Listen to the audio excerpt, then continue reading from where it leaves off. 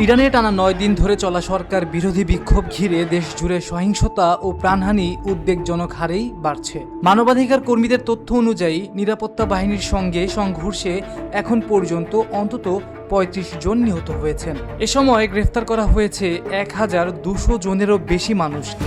নিহতদের মধ্যে ২৯ জন বিক্ষোভকারী, ৪ জন শিশু এবং ইরানের নিরাপত্তা বাহিনীর 2 জন সদস্য রয়েছেন। যুক্তরাষ্ট্র ভিত্তিক মানবাধিকার সংগঠন human rights activities news agency এক প্রতিবেদনে জানায়, বিক্ষোভ দমনে সরকারের কঠোর অবস্থানের ফলে হতাহত ও গ্রেফতারের সংখ্যা দ্রুত বাড়ছে। HRANA জানায়, গত ২৪ ঘন্টায় আজনা, মারব দাসত ও কোরভে শহরে অন্তত 7 জন বিক্ষোভকারীর মৃত্যুর খবর নিশ্চিত হয়েছে। এছাড়া আহত হয়েছেন কমপক্ষে ৬৪ জন। আহতদের অধিকাংশ পেলেট গান ও প্লাস্টিক বুলেটের আঘাতেই ক্ষতিগ্রস্ত।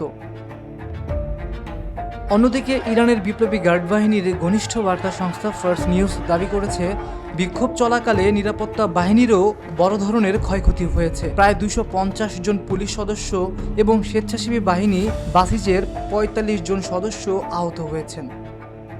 পরিস্থিতি নিয়ন্ত্রণে আনতে কিছু এলাকায় সরাসরি গুলি ব্যবহারের অভিযোগ উঠেছে। তা সত্ত্বেও দেশটির অন্তত ৮৮টি শহরেরও ২৫৭টির বেশি স্থানে বিক্ষোভ ও শ্রমিক ধর্মঘট অব্যাহত রয়েছে।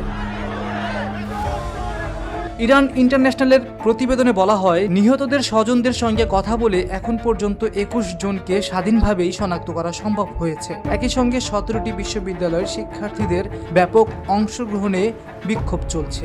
বোজনুর্দ, কাজভিন, ইস্পাহান ও তেহরান সহ বিভিন্ন শহর থেকে শত শত শিক্ষার্থীকে গ্রেফতার করা হয়েছে। ইন্টারনেট সংযোগ ব্যাপক বিঘ্ন এবং কঠোর নিরাপত্তা বিধিনিষেধের কারণে প্রকৃত হতাহত ও গ্রেফতারের সঠিক সংখ্যা নির্ধারণ করা কঠিন হয়ে পড়েছে। স্বাধীন তথ্য সূত্রের সীমিত প্রবেশাধিকারের কারণে নিহতদের প্রকৃত সংখ্যা আরও বেশি হতে পারে বলে ধারণা করছে মানবাধিকার সংস্থাগুলো। আকাশ সাদ, ডেস্ক রিপোর্ট।